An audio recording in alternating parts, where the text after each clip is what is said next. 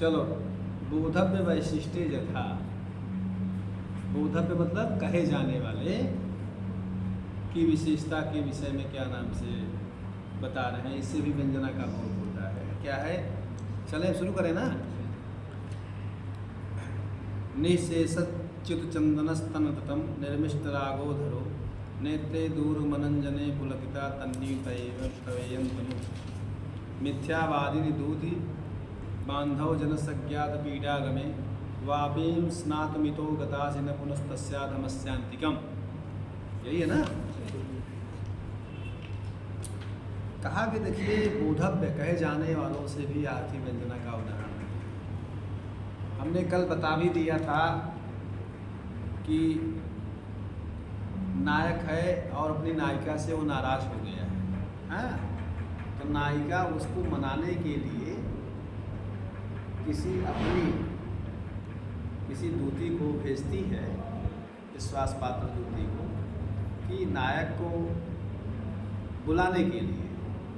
लेकिन वह दूती जो है गई और उससे ही मुक्त हो करके आई। कहने लगी कि आपका नायक लाख अन्य विनय करने के बावजूद भी वो आने को तैयार नहीं हुआ। समझे? आने को तैयार नहीं हुआ। तो इसी बात का इसमें वर्णन किया गया है। और वह जो नायिका भेजी थी वो ये कह रही है, वो भी उसकी चीज़ों को समझ गई और वह इस रूप में वो कह रही है कि निःशेषच्युत चंदन स्तन तटम निर्मिष्ट रागो धरो।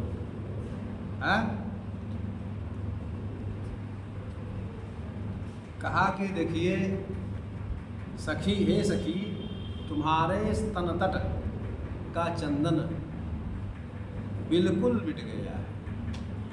निःशेषेण च्युतम निश्चित, निःशेषच्युतम मतलब तुम्हारे स्तन तटम, स्तन के तट माने ऊपरी भाग का जो चंदन है पूर्ण रूप से मिट गया है। ठीक है। और नेत्रे, और क्या है? नहीं, निर्मिष्ट रागो धरो। अधर माने ओठ का, एक उत्तरोष्ठ होता है, एक अधरोष्ठ होता है। तो अधरोष्ठ ओठ, निचले ओष्ठ को अधरोष्ठ बोलते हैं, निचले ओष्ठ को अधरोष्ठ बोलते हैं। कहा कि अधर से निचले ओठ की का जो लौहित्य थी, लालिमा थी, वो निःशेष हो गई है, माने वो भी पूर्ण रूप से मिट गई है। नेत्रे दूर मनंजने, ठीक है, नेत्र दूर तक अंजन से रहित हो गए, मतलब अंजन नेत्र का मिट गया है। तन्नीता एवं तनु पुलकिता, तुम्हारा तन्नी जो यह पतला शरीर है, पुलकिता रोमांचित हो रहा है। तुम्हारा जो ये पतला शरीर है रोमांचित हो रहा है। और क्या है? मिथ्यावादिनी दूति बांधव जनस अज्ञात पीडागमे। बांधव जनस, बंधुजन, हे सखी, मेरी इस पीड़ा को ना जानने वाली तुम मिथ्यावादिनी, तुम झूठ बोल रही हो हे दूती, क्योंकि वापी स्नातुमितो गतासि न पुनस्तस्याधमस्यांतिकम। तस्य अंतिकम, अंतिक का मतलब उसके समीप, नायक के समीप। अर्थात तुम मिथ्यावादिनी हो हे दूती, क्योंकि तू यहाँ से बावली स्नान करने चली गई, परंतु उस अधम मेरा जो प्रिय पात्र नायक है उसके पास नहीं गई। ठीक है, तुम यहाँ से बावली नहाने चली गई और उस अधम नायक के पास नहीं गई। समझ रहे हो नहीं? तो कहा अत्र तदंतिकम एवरंतुम गतासी। इस पद्य में इससे यह परिलक्षित होता है कि यह विपरीत लक्षणा से, अर्थात तुम उसी अधम नायक के पास ही गई, यह अर्थ जो है लक्षित हो रहा है। ठीक है ना? क्यों? रंतुम गतासी न पुनस्तस्याधम, न पुनस्तस्यात् वश्यांतिकम्। रंतुम मतलब रमण करने के लिए ही उस नायक के पास गई। तो यह बात जो है व्यंग अर्थ के प्रतिपाद्य माने बोधव्य दूती की विशेषता से बोधित हो रहा है। दूती के विशेषता से ही यह क्या नाम से परिलक्षित हो रहा है। इसीलिए क्या नाम से अर्थात विपरीत लक्षणा के माध्यम से बात आ रही है कि उस अधम नायक के पास ही तू गई। क्यों गई? रमण करने के लिए गई। यह बात जो है व्यंग्य अर्थ से हो रहा है। ऐसा कैसे जाने? कहा यह व्यंग्य अर्थ जो है व्यंग्य अर्थ के द्वारा प्रतिपादित बोधव्य कहने वाले जो दूती की विशेषता से यह बात परिलक्षित हो रही है। समझे ना? कहने का मतलब ये, जब कोई आदमी कुछ चोरी करके आता है तो चोरी करके या अपराध करके कोई चीज़ आता है तो उसको देखने के बाद वो चीज़ें परिलक्षित हो जाती हैं। ठीक है ना? तो दूती ने अपने इस सखी के साथ किए गए अपराध को छिपाने के लिए ऐसा वो बता रही थी कि वो नहीं आए, लेकिन नायिका उस बात को समझ गई। लेकिन वो सीधे सीधे नहीं कह रही है। उसने इसके माध्यम से इस स्नान के बहाने से इस बात को उसने कहा कि दूती ने जो चोरी की थी, अब कोई समझदार आदमी सीधे सीधे नहीं ना बोलता है, लेकिन उसने उसी तरह से क्या नाम से दूती को इस रूप से उलाहना दे रही है कि तुमने ऐसा अपराध किया है जो अक्षम्य अपराध है। नहीं, कोई नायिका जो है अपने प्रिय पात्र को दो ही तरह से अधम समझ सकती है। समझ रहे हो? नहीं, अधम दो ही तरह से समझ सकती है। अधम पद जो है यहाँ बहुत माने सविशेषक है। उसकी कुछ विशेषता है। क्या है कि अधम पद कोई नायिका अपने नायक प्रिय पात्र को अधम क्यों कहे? अधम माने नीच। अधम माने नीच। तो अपने प्रिय पात्र को कोई नायिका अधम क्यों कहे? अब अधम दुनिया में दो ही प्रकार से हो सकता है। कला होने के लिए कई तरीके हैं अधम होने के लिए, लेकिन यहाँ जो प्रकरण है अधम दो ही तरह से हो सकता है। या तो कोई जाति से नीच हो, जात्या कोई नीच हो, अथवा या कर्मणा नीच हो, कर्म के द्वारा कोई नीच हो। समझ रहे हैं मैं? या तो जाति से नीच हो या तो कर्म से नीच हो। तो वह नायिका जो है उत्तम नायिका है। कोई उत्तम नायिका अपने प्रिय पात्र को नीच नहीं कह सकती। और उत्तम नायिका नायक को जाति से नीच क्यों कहेगी? क्योंकि वो तो नायक है। जाति से नीचता को नहीं कहेगी क्योंकि नायक है उसका। नायक कर्मणा ही नीच हो सकता है, क्योंकि इसके पहले पता नहीं कितने हो सकता है अपराध वाले कर्म किए गए हों जो सहज हुए, जिसको लोग सह लेते हैं, चलिए छोड़िए, हो जाता है, नायक नायिकाओं में होता है। लेकिन आज उसने कुछ इस प्रकार का विशेष नीच कर्म कर दिया है जिसको नायिका आज बर्दाश्त करने में सक्षम नहीं। नायिका का मुख तमतमाया है, इसलिए क्रोध में आकर के वो नायक को नीच कहे। तो वह कौन सा ऐसा कर्म किया है नीच? अर्थात दूती संभोग रूप ही नीच कर्म हो सकता है जिसकी वजह से वह नायिका नायक को अधम कह रही है। तो इससे यही पता लगता है कि इस तरह का वह नीच कर्म किया है, इसलिए नायिका उसको अधम कह रही है। अधम पद के विशेषता से ये बात अभिव्यंजित हो रही है। ठीक है ना? तो इसलिए क्या नाम से वह बोधव्य का ये उदाहरण है। समझे ना? तो व्यंगम प्रतिपादन दूती वैशिष्ट्यात बोधते। ठीक है ना? तो वही कि व्यंग अर्थ जो प्रतिपाद्य बोधव्य है, दूती की विशेषता से ही ये बोली हो रही है, दूती की बातों से ही ये बातें परिलक्षित हो रही है। बताने वाला जब बताता है तो उसकी बातों से ही पता लग जाता है कि झूठ बोल रहा है कि ठीक बोल रहा है। ठीक है ना। कभी कभी लोग चोरी में फंसा दिए जाते हैं, तो जो चोरी किया रहता है वो बड़ा साफ बच जाता है, अब जो निरपराध होता है वो फंस जाता है। लेकिन जब ठीक से उस बात को समझा जाए, सुना जाए, तो बात समझ में आ जाती है कि ये निरपराध है। फंसने के बाद भी लोग समझ जाते हैं कि ये फंसा दिया गया है, बदमाश कोई और है, तो बात समझ में आ जाती है। उसी तरह से यह नायिका असल बात को समझ गई, इसलिए नायक को अधम कर दिया। बात समझे ना। कोई व्यक्ति अपने प्रिय पात्र को ऐसे नीच नहीं बोल देता। तो नीच आदमी दो ही तरह से होता है, या तो जाति से होगा या तो कर्म से होगा।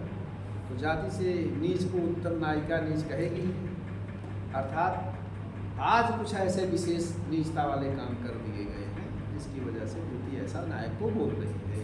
वो कर्म कौन हो सकते हैं? द्वितीय संभोग कर्म हो सकते हैं, इसलिए उसको ऐसा कह रहे हैं। इस बात अधम पद से अभिवंचित हो, ये मूल बात है।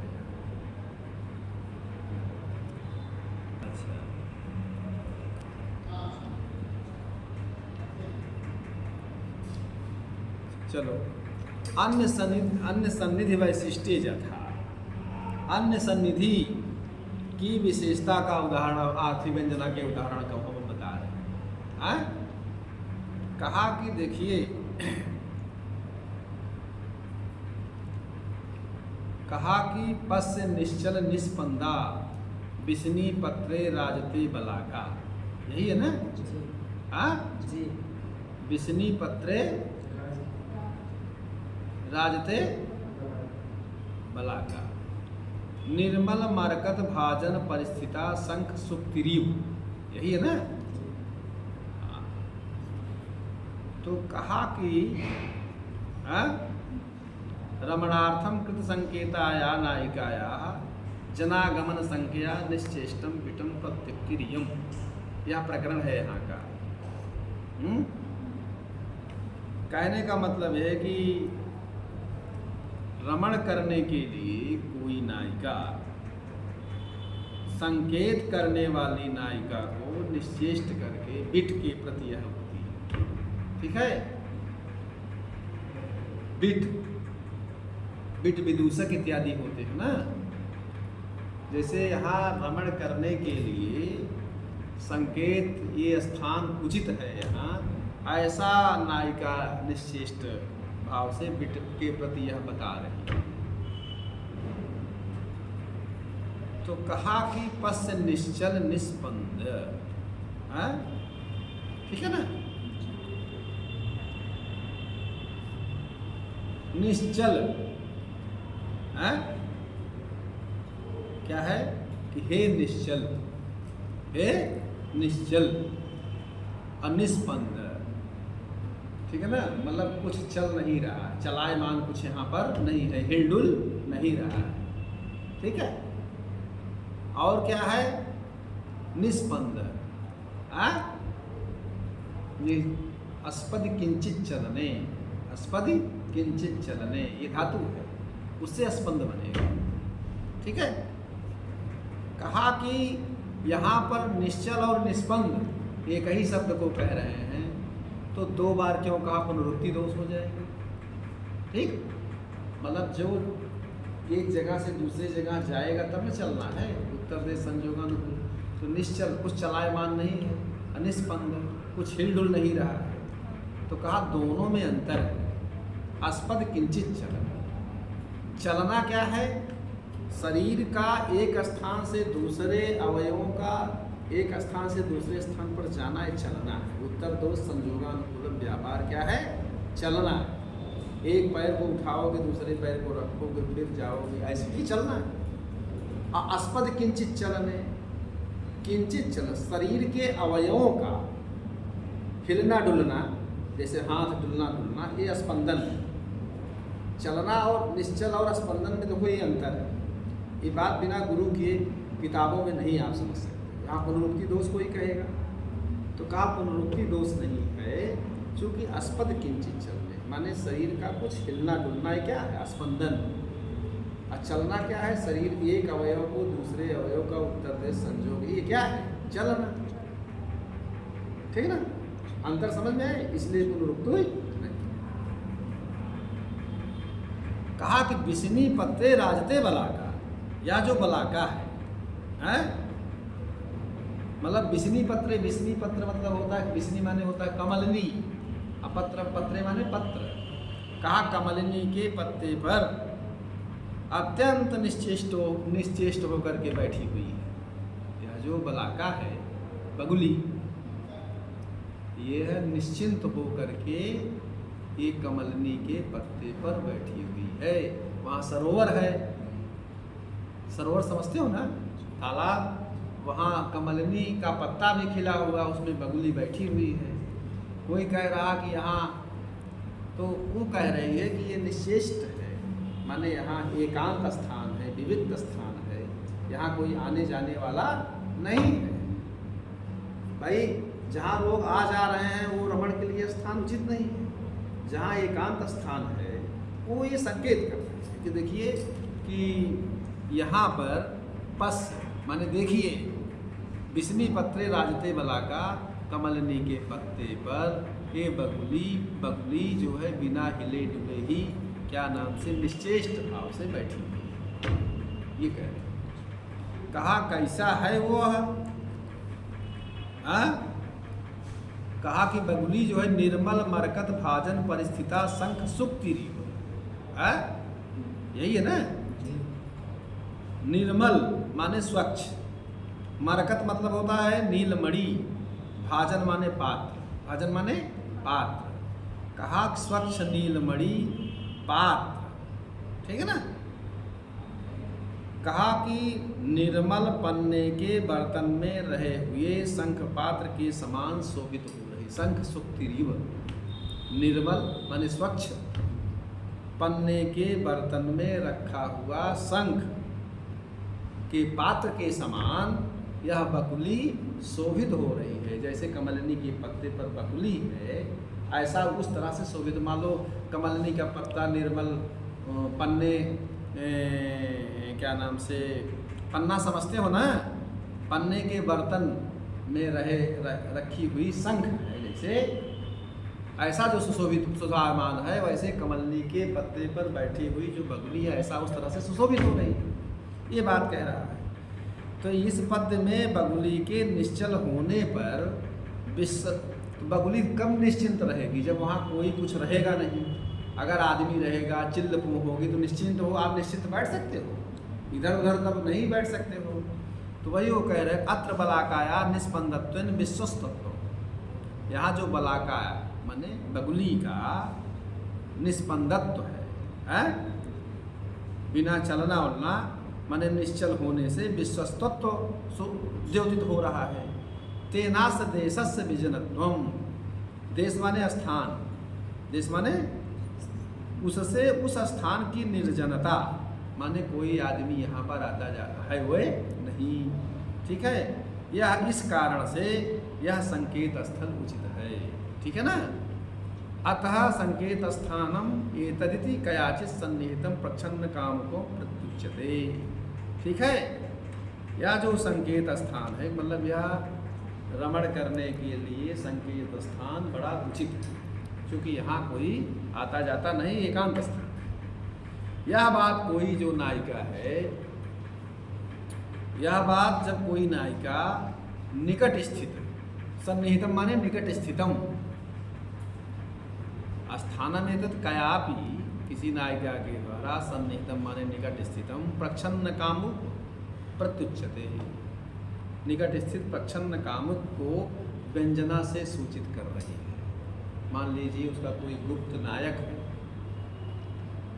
गुप्त प्रेमी है, लोग नहीं जानते हैं, इस बात से वो उसको स्पष्ट व्यंजित कर रही है कि कभी हम लोगों को यदि मिलना है तो यह मिलने का उचित स्थान, इससे बढ़िया स्थान और कहीं नहीं है, ठीक है। इस उदाहरण में स्थान निर्जनता व्यंग अर्थ की विशेषता का प्रयोजन, समझ रहे हो नहीं, यही अत्रैव स्थान निर्जनत्व रूपम व्यंगार्थ वैशिष्टम प्रयोजनम, समझे कि नहीं। तो इस उदाहरण के माध्यम से स्थान निर्जनता रूप जो व्यंग है उस अर्थ की विशेषता का यह बताना प्रयोजन है। अर्थात देखिए, समझ रहे हो नहीं? तो यह बात जो है ये बता रही है, कहने का मतलब ये है कि यहाँ इसीलिए बगुली निश्चेष्ट और निष्पन्द बिना हिले डुले इस कमलनी के पत्ते पर बैठी है। अर्थात तुम यहाँ आए नहीं थे, जो कह रहे थे कि मैं यहाँ आया था, तुम अगर आए होते तो ऐसा निश्चेष्ट भाव से नहीं रहते। अर्थात यह स्थान बड़ा निर्जन है, तो यहाँ संकेत स्थान के लिए वह निर्देशित कर रही है, अपने प्रच्छन्न कामों को यह इस बात से द्योतित कर रही है कि कभी यहाँ पर मिला जा सकता है, स्थान बड़ा उचित है। रमण अर्थ के रमण करने के लिए स्थान बड़ा उचित है। यह बात व्यंजना, इस बात को बड़े ही व्यंजना से यह बात प्रतिपादित की जा रही है, समझ रहे हो नहीं? तो अंत सन्निधि की विशेषता का ये उदाहरण है। बस करें ना।